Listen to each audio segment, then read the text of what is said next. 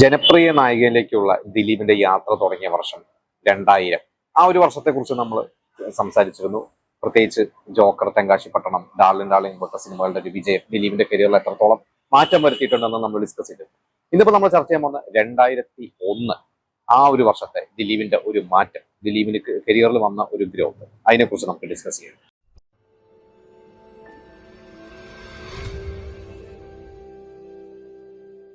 2001 ദിലീപിന്റെ ആദ്യത്തെ റിലീസ് ആ ഫെബ്രുവരി മാസം ഇറങ്ങിയ തുളസിദാസ് സംവിധാനം ചെയ്ത ദോസ്ത്.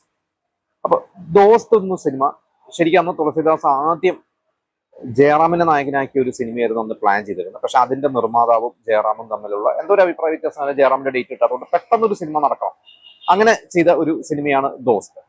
അപ്പൊ അതില് കുഞ്ചാക്കോ ബോബനും ദിലീപും ഈക്വൽ ഇമ്പോർട്ടൻസ് ആണ്. ശരിക്കും നായകനായിട്ട് കുഞ്ചാക്കോ ആണ് ശരിക്കും നായകൻ എന്ന് പറയാം. കാരണം നായികളുള്ളത് കുഞ്ചാക്കോ ബോബനാണ്, കൂടുതൽ സോങ്സ് ഉള്ളത് കുഞ്ചാക്കോ ബോബനാണ്. പക്ഷെ ദിലീപ് ആ ഒരു കഥ ചോദിച്ചു പഠിച്ചു. അന്ന് ദിലീപിനെയും ബിജു മേനോനെയും ആലോചിച്ച കഥയാണ്. അപ്പൊ ദിലീപ് പറഞ്ഞു ഞാൻ മറ്റേ വേഷം ചെയ്യാം എന്ന് പറഞ്ഞു കഴിഞ്ഞപ്പോൾ എങ്കിലും മറ്റേ സോഫ്റ്റ് ക്യാരക്ടർ ആര്, അങ്ങനെയാണ് കുഞ്ചാക്കോയിലേക്ക് പോയത്. അപ്പൊ കുഞ്ചാക്കോനെ കുറെ കൺവിൻസ് ചെയ്യിപ്പിച്ചിട്ടാണ് അഭിനയിപ്പിച്ചത്. കാരണം അതിന് മുമ്പ് ജോക്കറിലും ഡാർലിൻ ഡാർലിംഗിലും ഒന്നും കുഞ്ചാക്കോനെ അഭിനയിച്ചില്ല.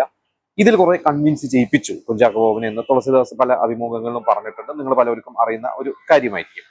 എന്തായാലും ജോക്കർ സിനിമ ഞാൻ വിശ്വസിക്കുന്നത് ദിലീപ് ആ സിനിമ കമ്മിറ്റ് ചെയ്തത് തെങ്കാശിപ്പട്ടണത്തിന്റെ ഒക്കെ റിലീസിന് മുമ്പ് തന്നെയാണ്. കാരണം തെങ്കാശിപ്പട്ടണത്തിന്റെ ഷൂട്ട് കഴിഞ്ഞ് വന്നിട്ടാണെന്ന് തോന്നുന്നു ദിലീപ് കമ്മിറ്റ് ചെയ്തിട്ടുള്ള ആ സിനിമ. കാരണം ജോക്കർ കുറെ കാലം പെട്ടി കിടന്ന ഒരു സിനിമയാണ്. പിന്നെ ഒരു ഒക്ടോബറിലാണ് ജോക്കർ ഇറങ്ങുന്നത് 2000.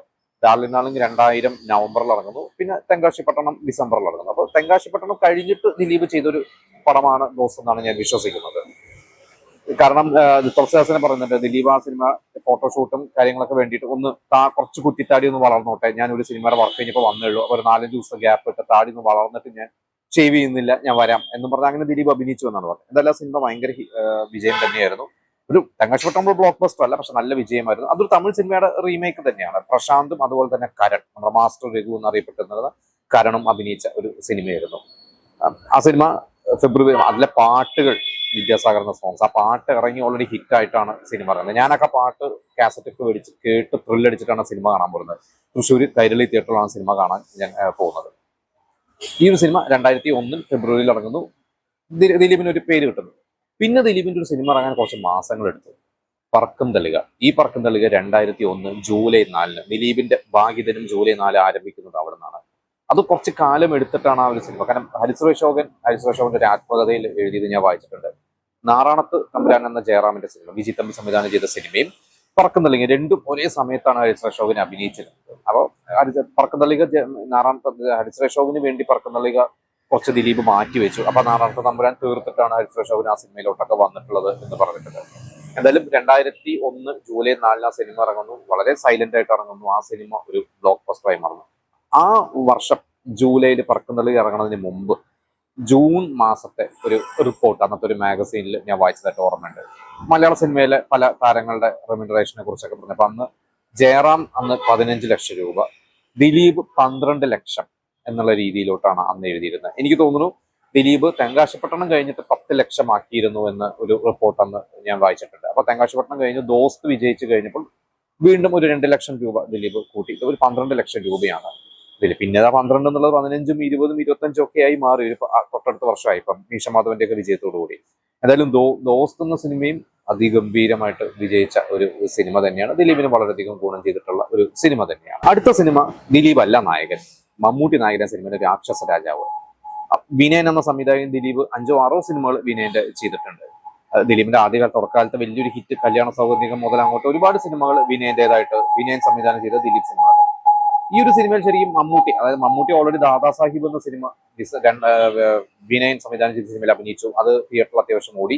2000 ക്രിസ്മസിന് ഇറങ്ങിയ സിനിമ. അതിനുശേഷം 2001 കരിമാടിക്കുട്ടൻ എന്ന സിനിമ റിലീസാണ്. കരിമാടിക്കുട്ടന്റെ പോസ്റ്റ് പ്രൊഡക്ഷൻ നടക്കുന്ന സമയത്താണ് മമ്മൂട്ടി വിനയനെ വിളിച്ചു പറഞ്ഞത് ഞാൻ ചെയ്യാനിരുന്ന മറ്റൊരു സംവിധായകന്റെ സിനിമ മാറിപ്പോയി, അതുകൊണ്ട് പെട്ടെന്ന് എനിക്കൊരു സിനിമ ചെയ്യണം എന്ന് പറഞ്ഞാൽ അവിടുന്ന് അങ്ങോട്ട് ആ സമയത്ത് വിനയൻ കമ്മിറ്റ് ചെയ്യുന്നു. വിനയൻ വിനയൻ ഒരു കഥ പറയുന്നു, കഥ ആലോചിക്കുന്നു. എനിക്ക് തോന്നുന്നു ഒരു ഷൂട്ട് തുടങ്ങി 40-ാം ദിവസം സിനിമ തിയേറ്ററിൽ എത്തി. ആ സിനിമ അങ്ങനെ വലിയ വിജയമല്ല, കാരണം അതിന്റെ ഒപ്പം രാവണപ്രഭു ആ ഓണത്തിനുണ്ടായിരുന്നു. പക്ഷെ എങ്കിലും വിനയന്റെ ഒരു മിടുക്ക് തന്നെയാണ് ആ സിനിമ അങ്ങനെ പ്ലാൻ ചെയ്ത് ഇറക്കാൻ പറ്റി എന്നുള്ളത്. എന്തായാലും 2001 ഓണത്തിനാണ് ആ സിനിമ ഇറങ്ങുന്നത്. ദിലീപ് അല്ല ശരിക്കും അതിൽ നായകൻ എന്ന് നേരത്തെ ഞാൻ പറഞ്ഞ പോലെ അത് മമ്മൂട്ടി സിനിമയാണ്. പക്ഷെ ദിലീപ് ആ സിനിമയിൽ അഭിനയിച്ചു. അതൊരു ദിലീപിന്റെ ഒരു ബ്രില്യൻസ് ആയിട്ട് ഞാൻ ആലോചിക്കുന്നത്. കാരണം മമ്മൂട്ടിയുടെ ഒരു സിനിമയിൽ എന്തായാലും ആ സിനിമ ഒരു വിസിബിലിറ്റി കിട്ടും, അതിന്റെ ഒരു ഭാഗമാകുക. വിനയനോടുള്ള ബന്ധമൊക്കെ ആയിരിക്കാം. എന്തായാലും രാക്ഷസ രാജാവിൽ ദിലീപ് അഭിനയിച്ചു, ആ സിനിമ ഹിറ്റായി. പിന്നെ ആ സിനിമയുടെ ലൊക്കേഷനിൽ വെച്ചാണ് തോന്നുന്നു അടുത്ത സിനിമയായി ഊമപ്പെണ്ണിന് ഉരിയയുടെ പയ്യന്റെ ചർച്ചകളും കാര്യങ്ങളും നടക്കുന്നത്. പക്ഷെ അന്ന് ദിലീപുമായിട്ടുള്ള ചില അഭിപ്രായ വ്യത്യാസത്തിന്റെ പേരിൽ ദിലീപിനെ മാറ്റുന്നു.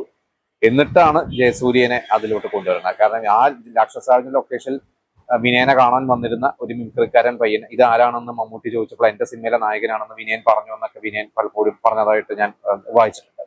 എന്തായാലും രാക്ഷസ രാജാവും സിനിമയും ദിലീപിന് ദോഷമൊന്നും ചെയ്തില്ല. ഭയങ്കരമായിട്ട് ഗുണം ചെയ്തൊന്നും ഞാൻ പറയില്ല, പക്ഷെ ദോഷമൊന്നും ചെയ്ത സിനിമയല്ല അത്.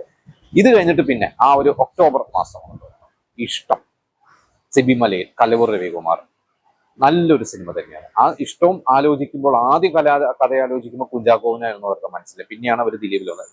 ആ സിനിമ ശരിക്കും ദിലീപ് അല്ലാതെ വേറെ ഏതെങ്കിലും ആ സമയത്തുള്ള ഒരു നടൻ ചെയ്താൽ ഈ ഒരു രസം നമ്മൾ ഇന്നും റിപ്പീറ്റ് ആയിട്ട് കാണുന്ന ആ ഒരു സുഖം കിട്ടുമെന്ന് തോന്നുന്നില്ല. കാരണം ദിലീപിന്റേതായിട്ട് കൈനിട്ട കുറെ സീനുകളുണ്ട്. അതിൽ എനിക്ക് പെട്ടെന്ന് എടുത്തു പറയാവുന്ന സീൻ, അതിൽ നെടുമുടി വേണുവിന്റെ അടുത്ത് ഒരു പറയുന്ന ഒരു ആ നവ്യ നായർ പ്രപ്പോസ് ചെയ്തു എന്ന് പറയുന്ന ഒരു രംഗം ദിലീപിന്റേതായ ഒരു തമാശയായിട്ട് പറഞ്ഞ് പെട്ടെന്ന് ഇമോഷണലി മാറുന്നു. അത് ദിലീപിന് മാത്രം ചെയ്യാവുന്ന ഒരു കാര്യമാണ്. അതുപോലെ തന്നെ അതിൽ ഫസ്റ്റ് സീൻ ദിലീപ് പോലീസ് സ്റ്റേഷനിൽ അച്ഛനും ആ ഇന്നസെന്റ് ഒരു ക്യാരക്ടർ ഉണ്ടെന്ന് പറയുമ്പോൾ ദിലീപ് അങ്ങോട്ട് വരുന്ന ഒരു സീനുണ്ട്. എന്നിട്ട് നേരെ വന്നിട്ട് ഒരു ജാടയിൽ പറയുന്നുണ്ട്, ആരാണ് SI എന്ന് ചോദിക്കും. അപ്പൊ SI മറിയാമ്മ എന്ന് പറയുമ്പോൾ മറിയാമ്മ ആര് പറഞ്ഞാൽ കേൾക്കും എന്ന് ഒറ്റയടിക്ക് ടോൺ മാറി താന്നിട്ട് പറയുന്നത്. ഇതെല്ലാം ഞാൻ വിശ്വസിക്കുന്നത് ദിലീപ് കൈന്നിട്ടുള്ളത്. അങ്ങനെ ദിലീപ് കൈന്നിട്ട് ആണ് ആ സിനിമ കുറെ കൊണ്ടുവരിക്കുന്നത്. എന്തായാലും ഇഷ്ടം സിനിമ നല്ലൊരു സിനിമയാണ്, തിയേറ്ററിൽ ഓടിയ സിനിമയാണ്. ഇത് കഴിഞ്ഞിട്ട് ആ ക്രിസ്മസിന് ഇറങ്ങിയ സിനിമ ദിലീപിന്റെ ഗുരുതുല്യനായ ലോഹിത സംവിധാനം ചെയ്ത സൂത്രധാരൻ സിനിമ അന്ന് തിയേറ്ററിൽ വിജയിച്ച സിനിമയല്ല. പക്ഷെ സൂത്രധാരൻ ഇഷ്ടപ്പെടുന്നവരുണ്ട്, ഇഷ്ടപ്പെടാത്തവരുണ്ട്. എനിക്ക് ആ സിനിമ ഇഷ്ടമാണ്. അത് ഒരു ഫസ്റ്റ് ഹാഫ് ഒക്കെ നല്ല രസം. നിങ്ങൾ അവസാനത്തെ ഒരു അരമണിക്കൂറൊക്കെ എത്തിയപ്പോഴാണ് വേറെ ഒന്ന് കൈവിട്ടു പോയ പോലെ തോന്നിയത്. എനിക്കതിലെ ഏറ്റവും ഹൈലൈറ്റ് ആയിട്ട് എനിക്കതിലെ പാട്ടുകൾ, രവീന്ദ്ര മാഷിന്റെ പാട്ടുകൾ, ആരോ എന്നുള്ള ആ ഒരു പാട്ട്, അതുപോലെ തന്നെ മീര ജാസ്മിന്റെ ഇൻട്രോ സീനിലെ പേരറിയാതെ ആ ഒരു സോങ്, നല്ല സോങ്സ് ആണ് അതിൽ. ദിലീപ് നന്നായി എന്താ പറയുക, ദിലീപിന്റെ വേറെ സ്നാപ്സ്റ്റിക് ഒന്നും അല്ലാതെ ദിലീപ് ലോഹിദാസ് പറഞ്ഞ പോലെ തന്നെ ദിലീപ് ചെയ്തു എന്നുള്ള നല്ല വൃത്തിക്ക് ദിലീപ് ചെയ്തൊരു സിനിമ തന്നെയാണ് ആ ഒരു സിനിമ. കലാഭവൻമണിയെ എനിക്ക് ഭയങ്കര ഇഷ്ടപ്പെട്ട ഒരു ക്യാരക്ടറാണ്. കലാഭവൻമണിയുടെ ചില സിനിമകളുണ്ട് അതുപോലെ, എനിക്ക് ഉദ്യാനപാലകൻ, അങ്ങനെയുള്ള ചില സിനിമകൾ കലാഭവൻമണി ഒരു സപ്പോർട്ടിംഗ് റോളിൽ വന്ന് വളരെ കൺട്രോൾഡ് ആയിട്ട് അഭിനയിച്ചിട്ടുണ്ട്. പിന്നെ വില്ലനായിട്ട് ചോട്ടാ മുമ്പേക്കുണ്ട്. പക്ഷെ സൂത്രധാരൻ കലാഭവൻമണി നല്ല ഗംഭീരമായിട്ട് ചെയ്തിട്ടുണ്ട്. ബിന്ദു പണിക്കർ ഗംഭീരമായിട്ട് ചെയ്തിട്ടുണ്ട്. കൊച്ചിൻ ഹനീഫ ചെയ്തിട്ടുണ്ട്. അതിൽ കൊച്ചിൻ ഹനീഫയ്ക്ക് സ്റ്റേറ്റ് അവാർഡ് കിട്ടിയിട്ടുണ്ട്. ബിന്ദു പണിക്കർക്ക് സ്റ്റേറ്റ് അവാർഡ് കിട്ടിയെന്ന് എനിക്ക് ഓർമ്മയില്ല. കൊച്ചിൻ ഹനീഫയ്ക്കായാലും സ്റ്റേറ്റ് അവാർഡ് കിട്ടിയിട്ടുണ്ട്. പക്ഷെ ആ സിനിമ മീര ജാസ്മിൻ എന്ന പുതുമുഖ നായിക വന്നു, കുറെ നല്ല പാട്ടുകൾ കിട്ടി. പക്ഷെ ആ സിനിമ അന്ന് പരാജയമായിരുന്നു. 2001 ക്രിസ്മസിന് അന്ന് തിയേറ്ററിൽ വൺ മാൻ ഷോ ഉണ്ട്. അത് ജോസ് തിയേറ്ററിൽ ഞാൻ കണ്ടിട്ടുള്ളതാണ്. സൂത്രധാരൻ രാഗം തിയേറ്ററിൽ കണ്ടിട്ടുള്ളതാണ്. പ്രജ അന്ന് രാമദാസ് തിയേറ്ററിൽ കണ്ടിട്ടുള്ളത്. പക്ഷേ ഈ സിനിമകളൊന്നും അങ്ങനെ വലിയ ബ്ലോക്ക് ബസ്റ്റർ ആയിട്ടില്ല. 2001 അന്ന് കവി ഖുഷി കബികം സിനിമ കൈരളി തിയേറ്ററിൽ ഉണ്ടായിരുന്നു. ആ സിനിമ അന്ന് ഹിറ്റായിരുന്നു. അവിടെ ഹിറ്റായിരുന്നു, ഇവിടെയും അത്യാവശ്യം ഓടിയെന്നാണ് ഞാൻ വിശ്വസിക്കുന്നത്. പിന്നെ ശ്രീ തിയേറ്ററിൽ അന്ന് ജഗപൊക, അപരന്മാർ നഗരത്തിൽ എന്ന സിനിമയ്ക്ക് ശേഷം ഈ മിമിക്രി ടീമുകളുടെ ജഗപൊക എന്ന സിനിമ ഉണ്ടായിരുന്നു. അത് കുറച്ച് ദിവസമൊക്കെ ഓടിയിട്ടുണ്ട്. ഇതൊക്കെ എല്ലാം തിയേറ്ററിൽ കണ്ട നല്ല ഓർമ്മയുണ്ട്. എന്തായാലും ഇത്രയും സിനിമകളാണ് ദിലീപിന്റെ വർഷം. ദിലീപിന് ഭയങ്കരമായിട്ട് ഗുണം ചെയ്ത പറക്കുന്തളികയിലും ദോസ്തായാലും ഇഷ്ടമായാലും എനിക്കൊന്ന് സൂത്രധാരൻ ഒഴിച്ച് ബാക്കി എല്ലാ സിനിമയും വിജയിച്ച സിനിമയാണ്. അതിൽ രാക്ഷസ രാജാവ് ദിലീപ് ഒരു സപ്പോർട്ടിംഗ് ക്യാരക്ടർ, ബാക്കി സിനിമകളെല്ലാം ദിലീപ് നായകൻ. അപ്പൊ എന്തായാലും ഇതൊക്കെയാണ് എന്റെ സിനിമകൾ കണ്ടിട്ടുള്ള എന്റെ അറിവുകളും എന്റെ ഓർമ്മകളും. ഇനി നിങ്ങളുടെ മെമ്മറീസ്, നിങ്ങളുടെ അറിവുകൾ നിങ്ങൾ നമുക്ക് ഷെയർ ചെയ്യുക.